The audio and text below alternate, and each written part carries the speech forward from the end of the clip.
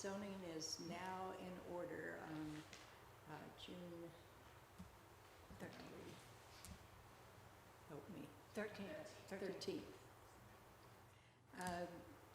In keeping with the things that Charlie has started, I'd like you all to stand, and we would like to invite God into this meeting.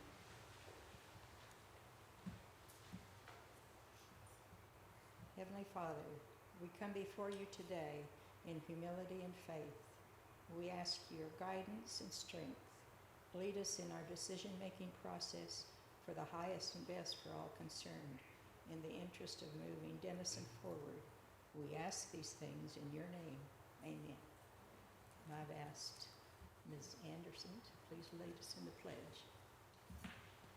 I pledge allegiance to the flag of the United States of America and to the republic for which it stands, one nation, under God, indivisible, with liberty and justice for all. Okay.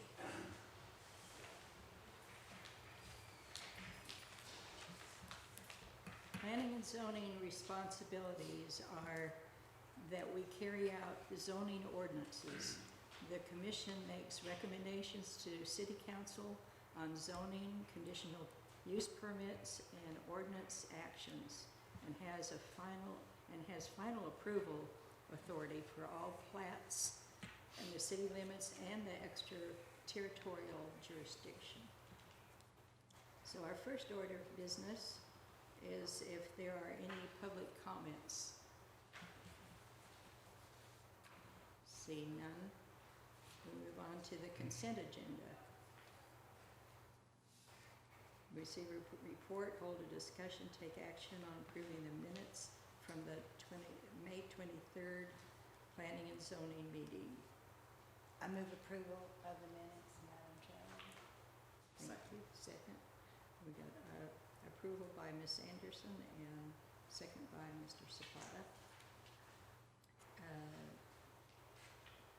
Next thing is the public hearings. Ms. York. Thank you, ma'am. Item 4A, receive a report, hold a discussion, conduct a public hearing, and make a recommendation on a city-initiated request to amend Section 28.51.8, tree preservation and incentives for preservation of natural areas and trees, case number 2023-053ZO. Mr. John Webb. Good morning, Commissioners. Good to be back in front of you. So we're going to talk trees today. About 5 years ago, the city adopted its first tree preservation ordinance. I believe it was an outcome because there was some witnessing of some clear cutting of large areas of trees, and there was no legal authority to prevent that from happening. So the Planning Zoning Commission at that time, I think, spent several months, which Charlie were here because he was part of that group, and came up with what I call at least some basic provisions that would at least put people on hold before they started clear cutting properties, go through a tree preservation plan. It was very much publicly stated that the ordinance was to be developer friendly. There were not many ordinances in this area of Grayson County or in the northern Collin County area, and so Denison did not want to be seen as prohibiting new development, but at least gave pause and let people come in with a plan to show how they could demonstrate why the need to clear the trees. Because of the topography, it was recognized, because of the amount of grading that would have to occur in the city, that it would probably be very difficult by the time you prepare the pad site, the driveways, the utilities, that in fact probably most of the trees, if not all, would be gone. So as I noted in the staff report, the exemptions that were written in to allow development occur really basically, the ordinance became mute. So late last year, the city received direction, the staff did, that to reevaluate the ordinance. We met with the tree committee in January of this year, had a lot of good feedback, both from the developers and for those who have a love for trees and want to see the beautiful areas of Denison protected as much as possible. So I went through and kind of evaluated the ordinance compared to the other cities in the area that have had ordinances for now several decades. I worked on the first tree ordinance in Carrollton in 1995. So it's been about since then, since most of the cities in the North Texas area started adopting ordinances. One of the things that popped out is that the term protected tree, that's kind of the heart and soul of any tree ordinance is, what is the size of protected tree? Generally in the Metroplex, it's around 6 to 8 inches, but the committee at that time determined that they really were going to set the bar at 18 inches, and I felt that was fairly large for a protected tree. The tree credit scale, and that is if you save certain size of trees, if you save 2 or 3 larger trees, you get credits for that, multiple credits up to 5 trees saved for every 1 tree. And I felt that credit scale was a little weighed towards removing smaller trees and not really giving enough credit to protect the larger trees. So we need to go back and reevaluate that.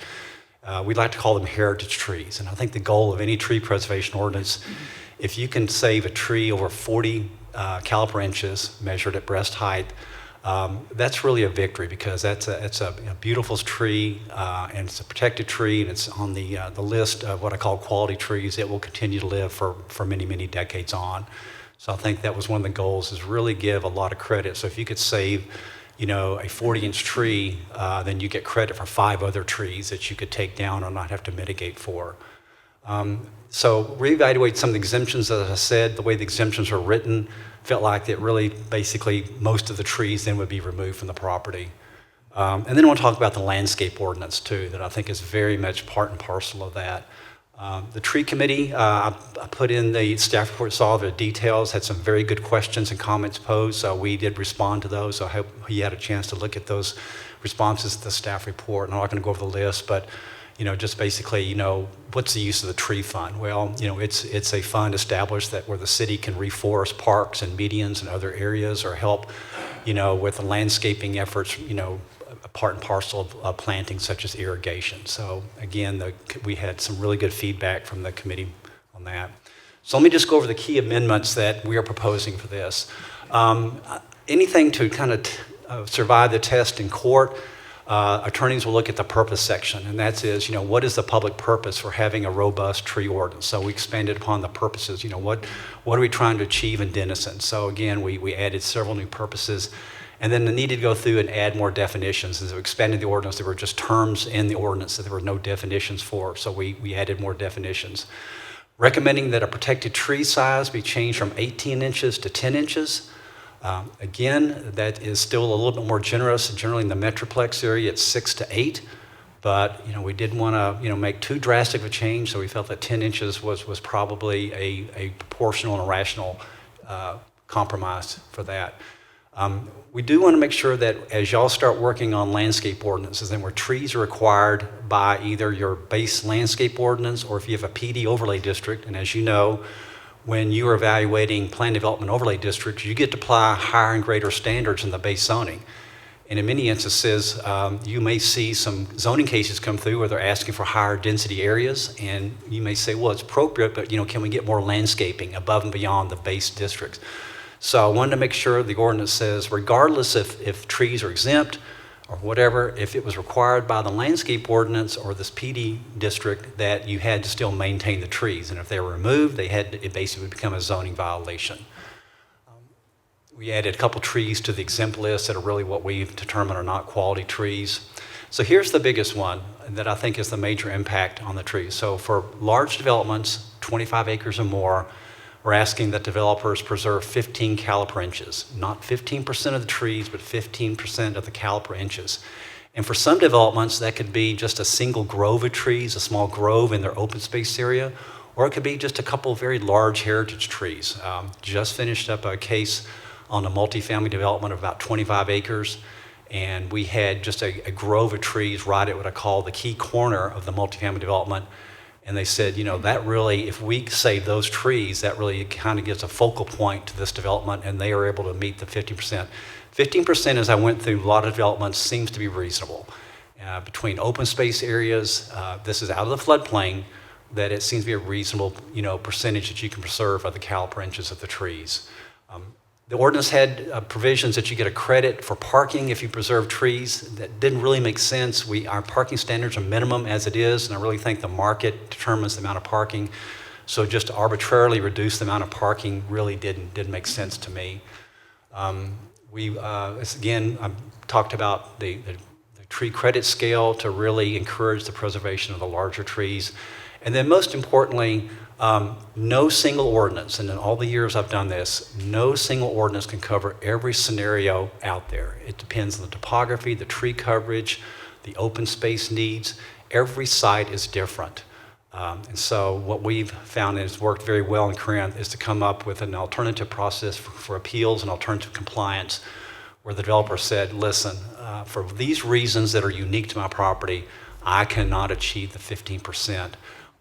We wrote in, I did not put in this ordinance, that if it met certain economic development incentives, say that you had a large employer that came in and would add to the tax base, and they said, you know, for our type of use, it is going to be difficult, if not impossible, to achieve that 15%. So it gives some leeway to the council. This would be a process that would go straight to the council for timing to allow them to determine whether or not they want to grant a variance, or what I'd rather prefer, an alternative compliance. And many times the developers will say, by the way the ordinance is written, you want me to save the trees on site. What if I were able to come up with a different plan to provide the trees to the city in some other nature? And that's just the opportunities that the council would have to do. The landscape ordinance, and Mary, I believe we are working on updating the landscape ordinance in the city. And it's just, and Mike knows this very well from the years in Frisco. You know, a lot of cities just didn't have the trees. They were farming and ranching, and it was just, there's just no trees. And so it's a really good balancing act. You know, if we have what I call a fair and balanced tree preservation ordinance, and you match that with a fair landscape ordinance, tremendous things can happen over time. So this is a residential neighborhood in Frisco. It's actually not too far from my house, and it shows that, you know, they had to do grading, just as you would in cities with any type of topography. So in 2007, they started the subdivision, but there was a small grove of trees on the right-hand side. The developer agreed to protect that grove of trees. And so you see over time, in 2013, the neighborhood starts developing. The requirement in that area of Frisco was 2 trees for the large lots. So every lot had to have 2 quality trees. And then you can see by 2018, that grove of trees has continued to mature. It's protected by the HOA. It's really flourished. And then on the left-hand side, you see that the landscape with the trees that were planted with the development for the residential neighborhood. And again, that's just an aerial shot of that grove of trees. It was just called an HOA X lot that was able to, and just left natural. You know, it was just left as a natural habitat that would accommodate the wildlife in the area. My neighbors complain about the coyotes, but we love it. It takes care of the rabbits. Commercial development, the same thing too. I really believe that we need to look how we can, you know, add to the robust nature of our commercial development. This is on an old country road in Frisco back in 2007. Then it became just a general anchor grocery store with Rose's Cafe. The road was widened, but you see the row of trees. So it was just an old farmhouse with, you know, just, I think those are old cedar elms. They're not mesquites, but, you know, they were taken down for the commercial development.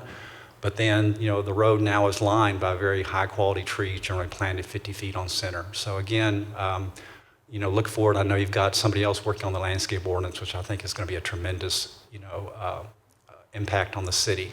So the next step would be that if you make a recommendation today, we've already had this scheduled for the City Council public hearing next week. With that, I'd be glad to answer any questions from the committee. Chair, this is a public hearing, so you can also ask for public input, but I'd be glad to answer any questions. Just one question, John. This appeals board, what would that look like? It's the City Council. It would be city. It's the City Council, yes, ma'am. There's a lot of thoughts going through my head and looking at where we've been and what we've done.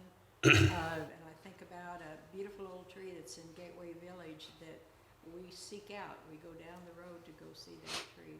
I don't know how that one happened, but then I contrast that with what's happened in the reserve area where they totally changed that landscape. They moved land a lot in order to make those lots. So moving forward, I see that we have a lot of changes that we can learn by the mistakes of the past and in moving forward. So I'm guessing that what you presented today is a fluid document that can be amended if necessary. It is. I think, and as Mary and Diane know, that we evaluate all sections of the zoning ordinance and subdivision ordinance from time to time, and things change. We learn things that we did not know in 1995, and so been part of all those ordinance amendments. But again, I believe that probably most of the development activity you're going to see is going to require probably a planned development district, and that again, that gives you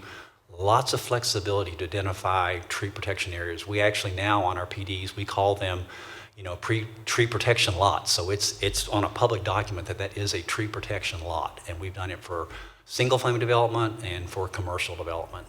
I see some things that happen by hindsight, where in our neighborhood, an individual decided to buy the lot next to them because it really wasn't buildable, and they changed it into a beautiful little park with a lily pond in the middle of it. And after taking care of it for 20 years, it's been her private thing. She's decided to sell that land. And I'm just using that as one example. There's one of the lots that came before us in a development that had a homeowners association, and the homeowners association went away, and the person coming before us wanted to build a road through the end of a cul-de-sac instead of trying to reach his property from the other side.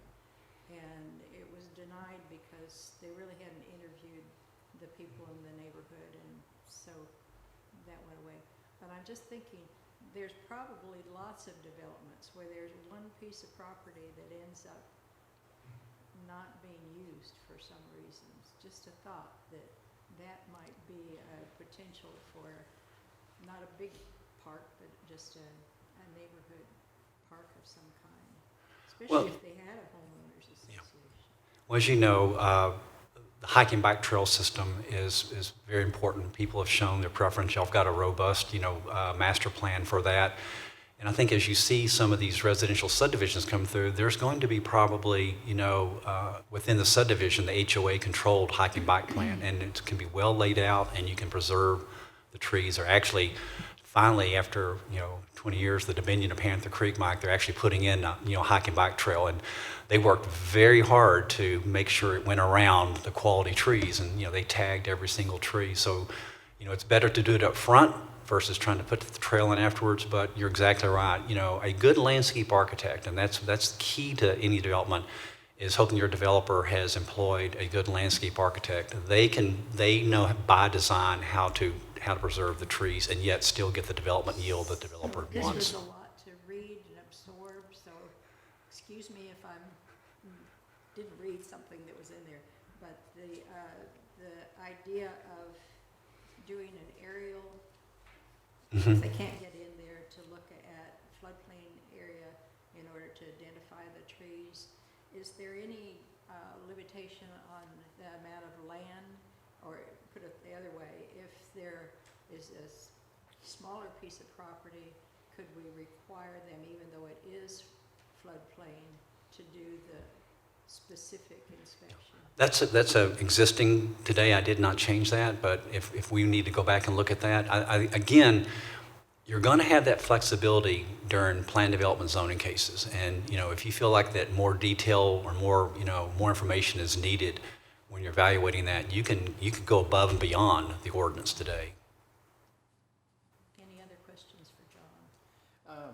Yeah, I know you put in here that you reduced it from 18 to 10, but many other cities are doing the 6 to 8. Why wouldn't we just continue to do 6 to 8 here? I don't believe Sherman has adopted a tree preservation ordinance yet. I do know they have a basic landscape ordinance. I felt like if we reduced it by almost greater than 50%, that was a little too much, and I felt this was just a good compromise. I don't think I have a problem at all going to. We want to protect as many trees as possible, and already with this kind of list that we're having, we're removing some of the diversity, which is so important in our tree stock in the city. And some of these photos that you've shown, and the cities I've worked in too, the ordinance encourages the, these plantings of the tree growth, but the thing that's missing is the diversity in tree stock, and so that alone can lead to some issues like disease problems that are specific to certain tree species. And the diversity, just like in everything else in our lives, I think is one of the most important thing. And I don't see that this tree ordinance really encourages that diversity, and it kind of penalizes the existing diversity in our tree stock by allowing some of these things in the ordinance. I definitely would like to see that size brought down to the norm of 6 to 8 and protect what we do have here. We're kind of in a unique area, like you mentioned earlier. The cities you and I worked in were mainly agricultural, and so there was no existing tree stock. And we're kind of blessed here to have really nice stocks of some trees. And if you do any surveys in any of our public areas now, you'll see really nice diversity of tree stock. And I'd hate to diminish that, or hate not to encourage to continue that. As a master naturalist, I know a lot of people don't realize or recognize that a hackberry, for example, in the industry they call it a trash tree, but that lowly hackberry plays such an important part of our ecology and the biodiversity. And I know that's not why we're all here, because they're the ones developers and they want to build houses and they don't care about that, but I still think that's an important element to keep in mind. So I would love to see that drop down to the norm of 6 to 8. I don't know how the rest of the board feels, but I would recommend that we not do the 10. I think we should go to protect more trees by doing 6 to 8. Well, that can be, if it's majority of the motion, that can be, part of your recommendation to the city council. Yeah, because once it's in place, it's easier just to have it and then change it if we need to, versus then to go back and lose trees that we otherwise would have, lost because of the ordinance. So part of the flexibility too, like Mike mentioned, they're decorative, might be considered decorative. They're never going to have the caliper of a protected tree. And when I think of those, it's the dogwoods and the redbuds that Eve's necklace. That's kind of a decorative category, because they're not going to be protected, and there's maybe an appropriate place where they could be protected. Well, they're going to be protected unless they're on this list. Well, they're not exempt. But there are things that are not on this list. In our neighborhood, we've got a couple of trees. Right, but if they're not on this list, they're going to be protected. Oh. Yeah. Yeah. Okay. So a dogwood would be would be considered. Okay. Yes. That's good clarification. I didn't realize that. So yeah, I would recommend that we keep, and it's not out of the ordinary because other cities have 6 to 8. I don't know why we would not have the same. I feel obligated to ask because I don't have as much information as you. I have no way of assessing what sort of impact that would have upon the whole purpose of why we're here. I mean, I can't assess that.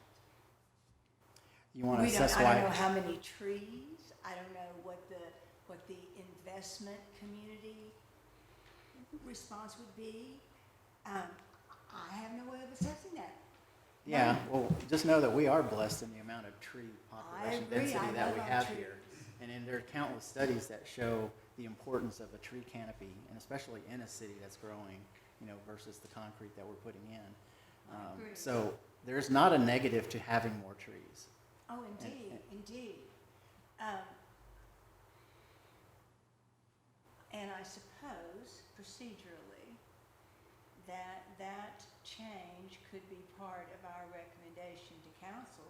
And if council said no, we'll hang with what is here, then we're good, right? Yes, you're a recommending body, and All right. your ability is to All recommend right. any changes. I mean, that certainly provides the answer that you need, and leaves the ultimate decision about that ordinance to the council, which is appropriate. So we can recommend to staff, if y'all are in agreement, that we amend his recommendations from 10 So what I'm to hearing is that we could pass it as it is and then add the recommendation. No. No, Well, you're not you're going to recommend, we're recommending it with that You would, yeah, your motion would, At the appropriate time, that's what your motion would be. Yes. yeah. You still need to open the public hearing. Yeah, we Yes, haven't opened the yes. public hearing. I think you're off the hook. Okay. Thank you. Thank you. Thank you. Thank you. Anyone else that would like to speak to this agenda item? Oh, got two.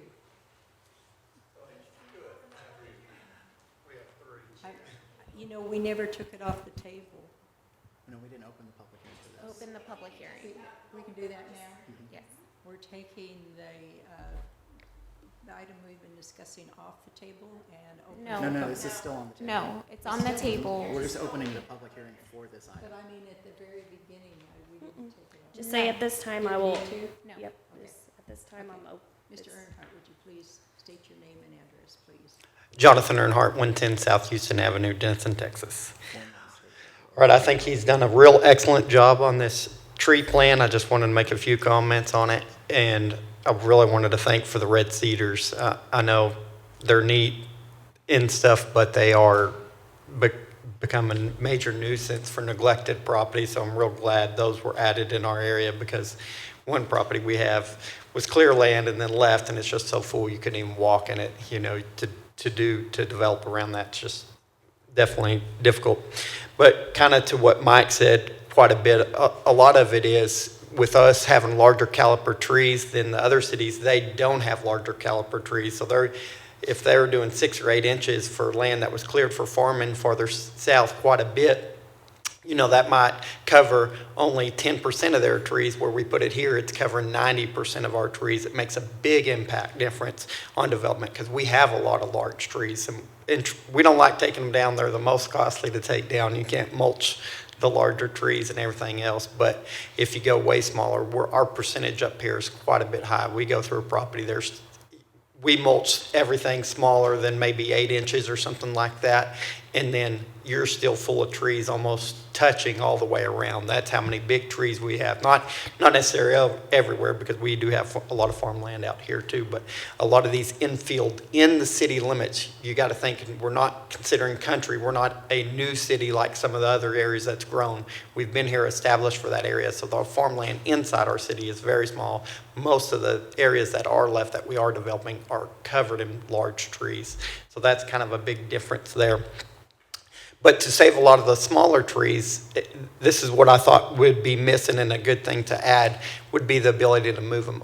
Us, ourselves, we have a tree machine, so I can pick those trees up and move them. We have a lot of problem land that we're not going to be able to save any tree, one being probably the creosote plant. If we have to add 3 feet of dirt all the way across to topsoil, you know, those trees will all be cleared out. You know, it just depends what the state says. But if we were encouraged to pick up those trees instead of just mulching them and get credit for them elsewhere besides the existing property, meaning I could go, while I'm waiting for my 2 years of planning and develop it each time, every once in a while I could be pulling a tree, putting it somewhere else. And I was thinking even public parks, other people's houses that can't afford them. So these places that were clear cut or houses that didn't get previous trees, you're encouraging that tree saving that is not discouraging growth at the same time, or building and spreading them out throughout the city. So I think a tree credit program, which they have pretty close, but just allow that to be moved to other properties, because some of that need, we can't just move it over. You can't move it multiple times. You really risk the chance of killing the tree, obviously, you know, and you can't go too big with that moving either. Our machine doesn't do but about 8 inches at max. You know, I think they make super bigger ones, but they're definitely large. So that was my comment on that part. 10 acres, it's exempt less than 10 acres. I just kind of wanted a comment change in there. We have 2 that we're looking at right now that I think should be considered exempt even though they're beyond 10 acres. We got 41 acres that only has 1 acre of developable land. So if I have to go get a tree survey for 41 acres and I'm only going to be able to put 1 or 2 houses on the front of the land because the rest is flood, low land, and undevelopable, you know, if we mark out a green area or something like that. You're encouraging tree saving in an area that someone else may develop later. But if you change it where it's only the developed part is 10 acres or something like that, you can encourage people to take 14 acres and say, hey, I'm not even going to touch 4 acres. I'm going to take it down to 10 acres. So I'm exempt from this green space, the rest. I think that would be another alternative to save more trees on that. Another one is our Crawford Street. We have 14 acres. There is also the creosote plant. Part of theirs, it's separate. It's on the other side of Crawford. If you know the land, you know it's been dug down 10 feet at areas, and there's an island of trees that they saved. For some reason, they didn't mine that dirt there. I mean, obviously, we can't leave that there. It's unstable. It's not how the dirt was originally. They just dug all the way around it to mine the dirt and clean out the creosote. So those will kind of go out, but there's 4 acres that the city wants or so along the side or greater that we plan on doing separately. So we'd be in essence getting a tree survey on land that we're only going to develop less than 10 acres, and we're not even going to be able to save any trees anyways. I know a lot of these will go to that exempt process he really put in, which is great, but I think if you make some of those light changes where it's like, hey, it's only this part's getting developed, might be a good option. He can probably comment on some disadvantages and go from there. And the only real issue that I saw that may come is the comment of where it applies. And I'm going to pull that right up here. It applies to all property to be developed, include additions and alterations. So any developed property, I mean, even if you're fixing something, it can be considered developed. If you're adding units, adding water supply or more demand on the system, that's still considered under development. But when you add the word additions and alterations, I think you're putting out there a wording that can be misinterpreted quite a bit. So if I have a building downtown and I want to move a bathroom, I have to get a tree survey. I think that should stay the word in development, because also if you go to the exemptions in C down below, say I'm doing a addition to my commercial building and I'm adding 500 feet, I have to get a tree survey on that no matter what the size is. Any work that I do is exempt from having to save the trees according to C, but I'm still having to get a tree survey even though any work's done. So I think it's an unnecessary tree survey for nothing when the actual, if you read that part, the right-of-ways, the easements, where the property's going, the detentions, the drive aisles, sidewalks, fire lanes are all exempt. So any addition would be exempt that we add on there. So getting the tree survey just seems like a waste. I think this wording up here should just be for development. Unless he has it brings forth a new development plan. So I think, and John, you can speak to this if I'm wrong. Your additions and alterations are going to follow other ordinances as well. It's going to follow your site plan requirements, your landscaping requirements that are associated with that site plan. So you're having to meet a specific amount of addition and alteration. I don't know, I would venture to say that if you're doing something on Main Street, you don't have 10 acres there, or you're not going to exceed the building by 30%, which would then prompt a site plan. If you do, then we would take a look at it at that point and determine if you have to provide us with a tree survey or a tree preservation plan. But that's for, and John, I can't see you. You can let me know if I'm wrong, but that would be basically how we would treat any other kind of addition. And also, the way it's written is that these are for properties that there's already been a tree preservation plan previously approved. So it's not requiring a new one. So you're still within the 10 acres on that. So this would apply all development property for which a tree protection plan has been approved. So we're not asking for a new one unless you meet the criteria. The 10 acres was the same. We didn't change the 10. We did not change. That's out of the current ordinance on that. But that's for single-family duplex and townhomes. So what about for commercial? There's no 10-acre minimum. Correct. Yeah. So what I'm talking about is if you're modifying a commercial building, you're not exempt from the plan, but you're exempt from pretty much saving trees where you're building the building. but you're not exempt from the tree survey. Is this for developed property or new property? For already built buildings, say if you're adding on a building. See, if you're adding on, unless there was a plan already approved, then you're not required to do a new one. This is only for developed property where there already was a previously approved tree mitigation plan. Yeah, that's for C, but if you go to B there, it says all property to be redeveloped, including additions and alterations. So C is the third option. Yeah. B would be Yeah, and the B's one I'm talking about. B's what's been in the ordinance for all these years, and I don't think that's caused a problem. Yeah, and it may not have yet because Yeah. nobody's been looking at the tree ordinance whatsoever. You know, we've never been questioning anything about the tree ordinance. You know, we'll apply it. So my concern is they will think, oh, you're altering automatic, and it just become a thing where I think the wording developed, you know, is really defined where you go a certain percentage, you know, you're adding extra water, you need a bigger water tap. That automatically puts that in where any addition just may cause where they say, oh, you have to turn in your tree survey, and then it just becomes something that's mute because it's exempt anyways what we're adding. So not able to, speaking for the P&Z or the city council, but I believe that's what the city wants to understand is before trees are taken down, they would like to understand, is this a tree that, could it be saved, or is it a tree that's exempt because of the development? So I think that's why I think you agree, I don't think there's been eyes out there in the past, and I think the purpose of this is at least to put eyes on the property. Yeah. Okay. Gotcha. So with that, I would just think with no definition of what they mean by alternation or additions. I mean, it says just modifying your building, so you're just inside moving your bathroom. You know, nothing to do with there. The ordinance actually stated this way means you're going to have a tree survey. Whether they apply it or not may not be now or later, but a lot of these, the way it may not be intended gets used later differently. Well, we put it in there so all of them have it, even though it's kind of mute, you know, and then for knowledge, so they're making you, even if the ones that there are trees you're taking down for the addition, you're exempt, so you're really just paying for a tree survey, you're waiting. So say if you need to add a bathroom to your commercial building, you're waiting for that tree survey, you're waiting for that approval for something that is just for their knowledge, not you are exempt from meeting those standards. So I think that's where the only issue there, or they should put a minimum there or remove that wording. Development, the word development itself has a large standard.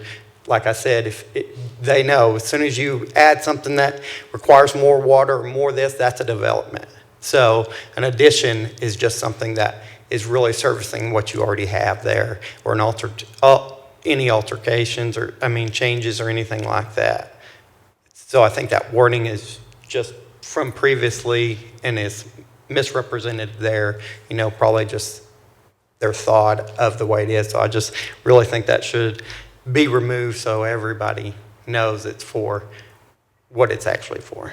And that's all I have. Thank y'all.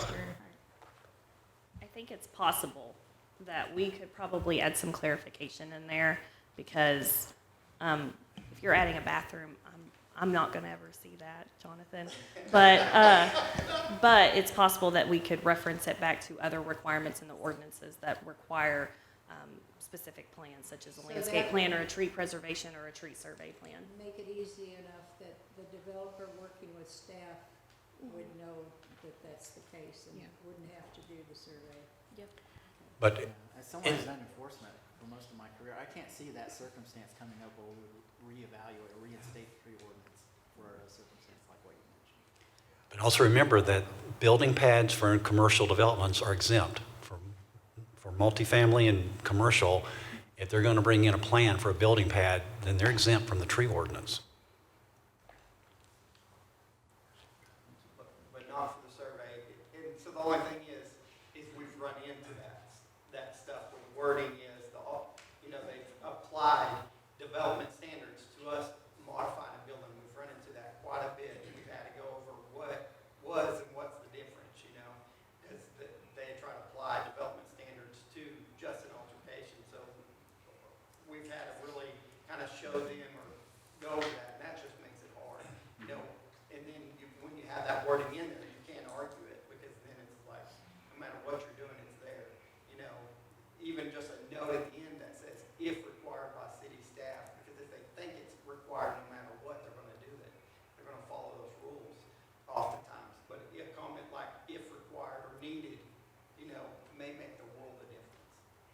just the wordage that needs to be clarified. No. Thank you. Mr. Mason? Good morning, I'm George Mason, 2117 Park Village in Denison. I have a few concerns about the tree plan. I approve most of it, you're doing a great job. One first question is about what trees are protected. What happens in the event that a rare tree is found on a piece of property during a survey, but it's not a protected tree, or it's not on the list? Is that going to be cut down, or? So unless it's on the exempt list, it's a protected tree. So any tree out there that, we have a list of what we call the recommended plant list, and we plant new trees. Right. But unless that tree is on this exempt list, it's protected. So if there's a one of a kind. Protected mean it can't be torn down? Correct. Okay. Or there has to be a mitigation plan. Okay. It has to go through the What, plan. what caused that concern is that over in Waterloo Lake Park, I came across the tree that I've never seen before. It's called a Hercules club, also called a toothache club or toothache tree. I've never seen one before around here, and I hate to think that just because it's not on that list, it could be cut down. It can't be because it's not an exempt tree. Okay, all right. The other issue about the trees are the dogwoods and the redbuds. They're a very slow-growing plant. And from what I read in the plan, a contractor could just go in and take them all down to clear the land for housing.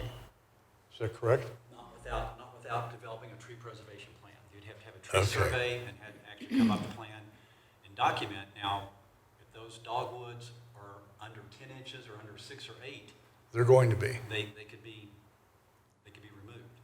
Which is a flaw, I think, in this, because there are many native tree species, like he mentioned, the red buds, They don't get that big. Because they're Eve's generally necklace is a red, but really it's typically nice seen as tree. an ornamental tree. their caliper Right. inches will never exceed generally They're not gonna 6 be to 8 that inches big. because they just don't grow that. But they're such an important part of the environment and a beautiful native tree as well. That's a concern I've had, George, too, because some of our smaller native trees Yeah. are not going to be included because they're not generally ever going to reach that minimum. Well, an caliper. example of that is the Katy Trail. Fortunately, there's no need to clear cut the sides of the trail. Now, all up and down that trail in the spring, there are redbud trees in blossom. And it just adds a nice ambience to the area. But I'd hate to see that happen to a piece of land just because they're in the way. So again, of course, that's public, and now hopefully, the city has a very aggressive, Parks and Recreation Master Plan, that they Right. can, preserve that in open space. For the private sector, this board and the council, during plan development, when they were looking at master plans, they can also identify what are called nature preservation areas. Okay. And those would become X lots or HOA lots or nature preservation lots. And if there's an area that says, if we could get more density over here by saving a grove of redbuds or other trees that may not be a protected tree, that's the discretion that this body has. Okay. So that leads to my next question. If there's a large tract of land that's being developed, but a portion of it is deemed undevelopable because of a floodplain or the terrain itself, can that be designated as a protected area? Well, the floodway, of course, you can't touch the floodplain. Floodplains would have to go through the core process, but again, that's the discretion during the plan development review process of how much is left Okay. open. See, I see those areas as being an opportunity to preserve habitat for indigenous animals and migratory birds. Plus, there's a possibility that that could tie into the trail plan. Correct. Okay. And- Most floodplain is going to be protected, so, they're not, you can't develop on them generally, Well, and two, they- most of the federal laws, or the core laws especially, will prevent any kind of really destruction of habitat in those areas. Okay. The other concern that I have, if someone wants to develop a piece of land, but it's heavily wooded. The plan that you have says it's all right to take an aerial view and make assessment of the trees in that area based on that aerial photograph. I'd like to see that regulated to the point where you can only do that when you're dealing with a larger amount of land rather than just, say someone's doing 2 acres they're developing. Don't think it'd be that much of a hardship to get someone in there and evaluate the trees on the ground rather than doing a photograph. That's in the ordinance today, but certainly that's what the commission wants to make that recommendation, or at least have me look at that for council. We can do that. Okay, that's all I have to say. Thank you. Thank you, thank you. My name is David Vilbeg. I'm address is 517 West Woodard here in Denison. And I'd like to start this off by, I love trees. I love them to death. But unfortunately, I've killed tens of thousands of them in my years of development work, doing engineering. Because in order to get the land developed, we have to take trees out. There's no ifs, ands, or buts. I started with tree preservation. It started in Highland Village, went to Louisville, like he said, and it's all over, it's spread everywhere. I've tried to save trees in every one of those cities. Dallas, I've got projects that we put island around the trees, trying to save them, and most of them are dead today. We started this in about the mid-90s, and so I've been trying to save the trees, and it's just, it's virtually impossible. The way this existing ordinance is that there's so many exemptions on it, it really isn't a tree preservation ordinance. And because by the time you exempt for grading and drainage and easements and right-of-way and building pads, there's really nothing left on a residential subdivision. The biggest problem we have is the developers are always trying to get every dollar out of a development they can. The landowners that are selling them that land are pricing them, and if you don't think it's gone up recently, it is through the roof. So it's a real economic drain right now. Sherman kind of has a landscape ordinance. Their landscape ordinance requires commercial as a 10-foot green area out front, no landscaping requirements at all. I think they're working on something like that right now. And their residential is plant 2 trees in their front yards of any residential development. And that is their ordinance. And so it's going to put Denison a little bit of a disadvantage, but I don't think it's too bad. Denison is unique. It has incredible terrain. You know, I'm born and raised in Dallas, the flatlands back in there, and I love all the terrain up here. But the grading is intense when we get up here to Denison. Sherman has a PD requirement of 200 acres to do it PD. I think Denison's is 3 minimum, and 2 acres. Okay, so the PD is going to be a way for the P&Z and council to kind of regulate the tree issue. I would like for the P&Z and council to focus on new trees. When there's trees that just have to come out because of grading, because of development, because like John showed you those slides, that's only from 2007, that these trees have been planted, and don't put in 1-inch trees. They don't have much of a chance anyway. But when you put a decent tree in 3 inches or better, at the end of the day, it will become a good tree, and it'll take years to get back. I hate the fact that we've had to take out trees. We've got a development over on Crawford right now where there's an area next to it that Don Day did, that we left the entire drainage area. It's not FEMA floodplain, but it is a drainage area. We left that entire area, didn't touch the trees at all. But by the time we got through with the grading, the retaining walls, it was a very steep site. I don't think there was any of the trees on the site that were able to be saved. I think there may have been a couple of them. But when you do grading around a tree and you have that heavy equipment pounding on those feeder roots, it will kill them over a period of time. It may take 10 years for it to show up. And like I said, I've worked in all the cities, Arlington, in the DFW area and everything else, and I've watched, and we've tried and tried and tried. We've had landscape architects out there doing injections, doing all kinds of stuff, trying to save these trees.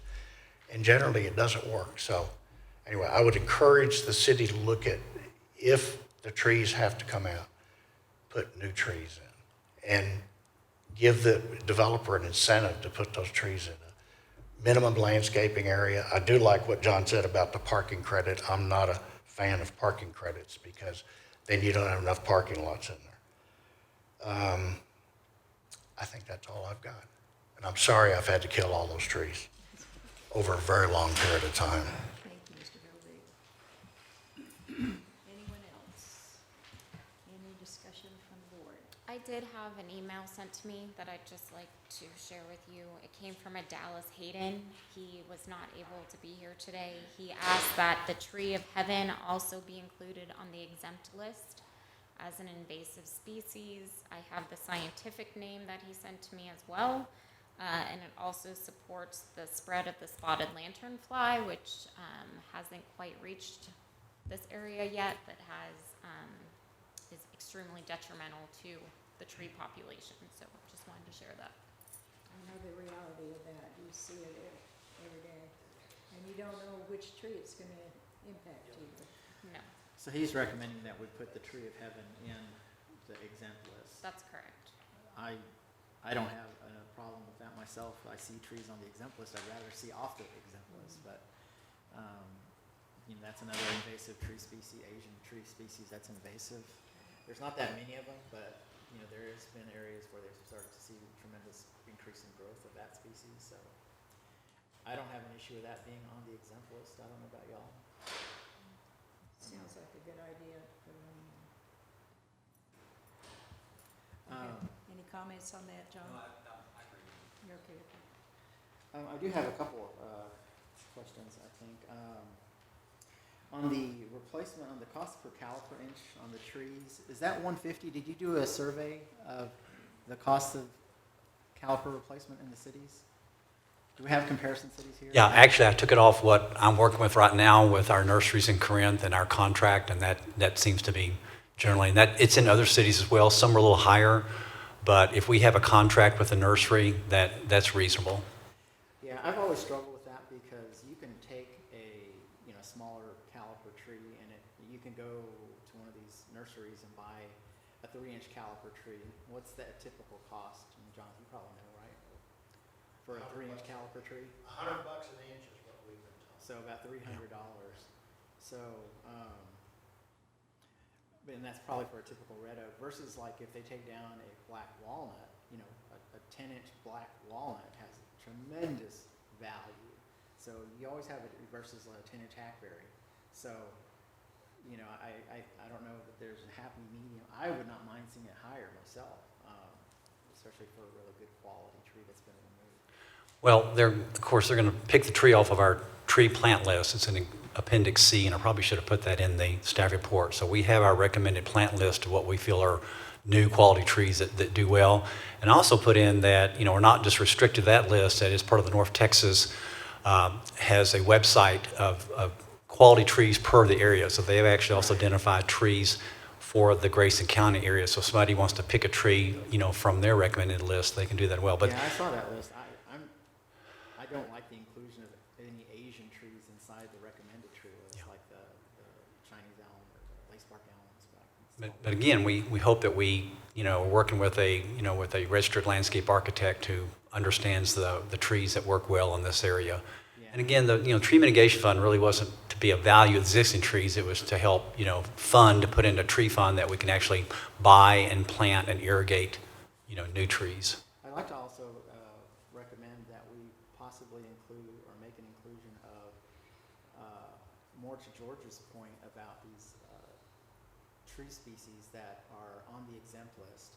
The state of Texas and most states have a list of champion trees, which cover all species of trees, even the undesirable trees that are mentioned in here. But it's a pretty prestigious thing for a city to have a champion tree of whatever species. And so, according to this actually would allow the removal of a champion tree that wasn't in our recommended tree list. Any tree that's not exempt is a protected tree. Right, but if it's a hackberry, any size hackberry can be removed. Correct. Versus it, Correct. so that's my point, is that if you have a champion hackberry, even though it's not a desirable tree, that's still a prestigious thing for cities. I've seen cities all over the country. I go visit historic trees and Well, champion trees. yeah, I would like that if there is a champion tree and it's not a desirable species, that it can still be allowed, or, would be prohibited from being removed. And it's gonna be a super rare, probably will never occur, but in the off chance that we do have I a, think there's something we're talking about today that's outside of the realm of our decision-making process, and that is that it would be good to have a preservation group that's invested in native things. We've had the Rails to Trails people, we've got different groups that have been active, but I don't even know if there's one that exists out there at a more national level that we could investigate what they do to preserve the natural habitat of a community. But I think it's something I'd personally like to explore outside of P&Z realm. So, because a lot of it, you think about all those of us that use the Katy Trail, that's one of the good places you can see some of those native things, and always will be, because that's preserved. But even the people trimming those trails may not know the difference between a red bud and something else. So I think there's an education process that we need to look into that's totally different from what we're deciding today, that would help. yeah. in I just that wanted to kind of- make sure that, at some point that it may not ever happen, because it's rare that a city actually has a Well, maybe champion it's tree. partly an Yeah. education with the developers too, But, is that there is such a thing. which as is why it's so champion important to trees. do a tree survey, Yeah. and require trees over certain caliber inches to be noted That could regardless. certainly be So- part of Tree the species. information narrative. So again, on our public properties, we have tremendous discretion. When we first kicked off the master plan for the hike and bike trail, we walked the sites with the consultants, experts, landscape. So, we looked at the trees, we looked at where the trail could be moved to protect certain trees. So if it's city, it's a city project. Do you know of any groups that Excuse me? that have that kind of focus? The consultants they had those people on staff, or they can find those people that have that ability to do that. Some cities have boards and commissions that are like these. Right, things. right. So they have forestry boards or arbor boards or things We're like that. growing, maybe someday we Yeah. will. So my last thing I had was under the penalties, and I've seen this in some cities where you have a large 200-acre tract, and so they commit they violate one of these ordinances. And so when you go for the enforcement of it, you write them a citation for having an infraction on the entire property. Versus I think it's important here too, when you have multiple larger caliber trees where a developer may come in and clear cut them, rather than write them the one citation for whatever it was, the infraction they committed. I think it's a lot more effective if you can actually write the citation per violation of whatever tree, like a 40-inch tree, a 30-inch tree, rather than one citation for the entire property. You could actually penalize them per tree on the property. Because sometimes it's going to be to the financial advantage of a developer to clear cut a property when he knows there's only going to be a $2,000 fine. Right. Versus if he knew that he has the potential to face multiple $2,000 fines. I just think it'd be real nice if there was language in there that specified that every infraction was a separate violation. And I've seen ordinances that actually do that. Got it. We did discuss some of that just recently too. Okay. I had a question, it's probably more for John and y'all than anybody, but maybe that thing may come Mark. But say you have a square property like this, and there's a road going along both sides like this, and this land used to be together, so, and it's all cleared, so there's no trees except on the road line. But the roads are there, but they're not platted. The city doesn't own them because it was platted earlier on. So in essence, when it is platted, y'all are going to take that road right away. So 100% of the trees are now in your road right away. So who's who, I can't save 15% of the trees because they're not mine, they're y'all's, you know, so over here, does that road right away, especially on existing roads, does that, the trees there count against you or not? Typically not. The right-of-way, they would be exempt from that. So again, that's part of the plating process to determine. We had the same situation came up a couple of months ago that we actually took a tree preservation plan that we had enough excess right-of-way that part of the mitigation plan was to allow that to count because he was able to move sidewalks and things in the right-of-way. So he was able to use those trees, but typically they're not part of the preservation unless it's worked out and we had a PD process where we were able to negotiate that out. Yeah, gotcha, perfect. Yeah, this one's just, all the trees Sure. are only right on the road, you know, it's a narrow road. And with that, the public hearing is closed. Any more discussion from the board? I feel way more informed. Thank you for the expert Yeah. information. Absolutely. And would you like to make the motion with the recommendations? Yeah, so Diane, the recommendations for the amendment of the recommendations, how does that work for that? So I can't. So you'll need to make your recommendation with whatever, whether you move to recommend approval, what table, deny, however you intend to move forward, and then your additional recommendations if they exist. Okay.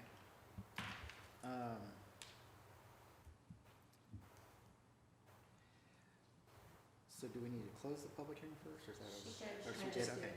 all right.